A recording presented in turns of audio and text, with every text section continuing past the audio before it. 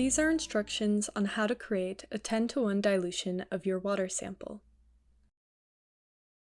Always be sure to wear gloves when working with your samples to protect them from cross-contamination. Dilution is the process in which the concentration of a solute in a solution is reduced. A solute is the substance being dissolved, and a solvent is the substance that something is dissolved in, usually a liquid.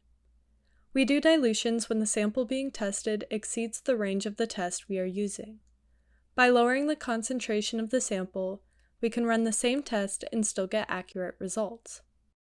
This demonstration consists of two ways to do a dilution, one with a syringe and one with graduated cylinders.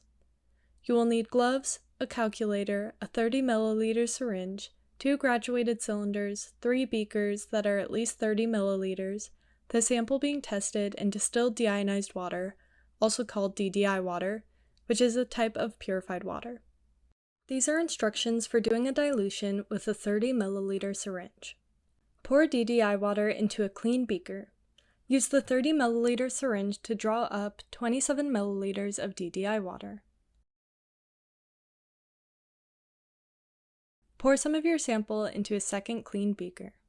Using the syringe filled with 27 milliliters of DDI water, draw up 3 milliliters of the sample. Your syringe should now be filled to the 30 milliliter mark. Invert and swirl gently for 10 to 15 seconds to mix. Now the syringe is ready to be dispensed into the sample cup of the test.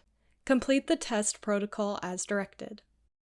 Once the test has been run with the diluted sample and you have a result, you will need to do another calculation to determine the concentration in your sample. For this example, we will assume the result from the test was 3.5 milligrams per liter. In this case, the concentration from the test is 3.5 milligrams per liter and the dilution value is 10. When we calculate this out, we will find that the concentration of the sample is 35 milligrams per liter. This equation can be used for different concentrations and different dilutions as well. These are instructions for doing a dilution with graduated cylinders. It is better to do this experiment with smaller graduated cylinders so that the results are more accurate. 30 milliliter graduated cylinders are the best for this experiment if they are available. Using a graduated cylinder, measure out the volume of the sample you need, which in this case is 3 milliliters. Pour the measured sample into a clean beaker. Using a different graduated cylinder, measure out the volume of DDI water you need, which in this case is 27 milliliters. Pour the measured water into the beaker with the sample.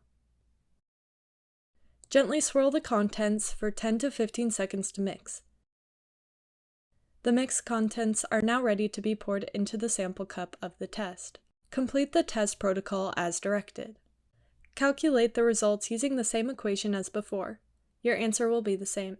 Remember that the calculations we have done today are just for creating a 10:1 dilution.